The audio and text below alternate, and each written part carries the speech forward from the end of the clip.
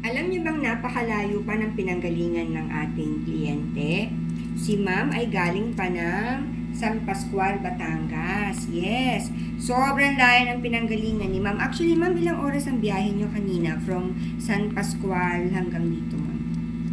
2.5 o 2, ganun. Pag hindi traffic. Okay. So, mga nag 2.5 hours si ma'am kanina papunta rito kasi nagkataon hindi traffic. Pero dati matagal na, ma'am. Medyo matraffic-traffic pa. So, ang problema ni ma'am ay ang kanyang melasma. So, dati, etong melasmang to, sobrang dark. So, ngayon, kahit papano, naglighten na yung kanyang melasma. And then, napansin din ni ma'am, itong nasa noon niya na ma'am, kasi dark din to dati. Ayan. So, ngayon, medyo naglighten na yan.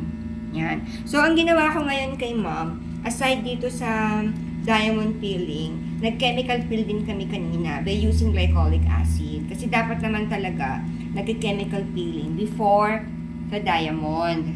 Actually, this is our third session. So, yung first 2 sessions namin, ang ginawa ko sa kanya ay Pico Laser.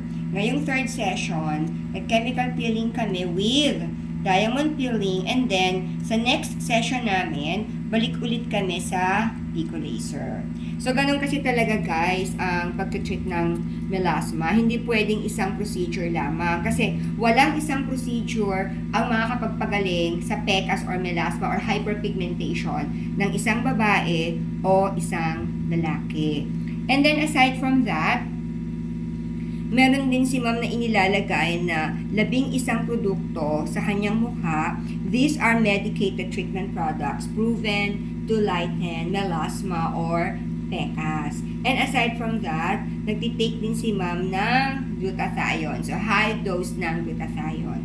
So, dun sa mga may problema sa inyo, sa pecas, melasma, hyperpigmentation, well, kung saan nyo napapanood itong video na ito, i-message lang kami dito sa page na ito. Ako mismo ang sasagot sa inyo.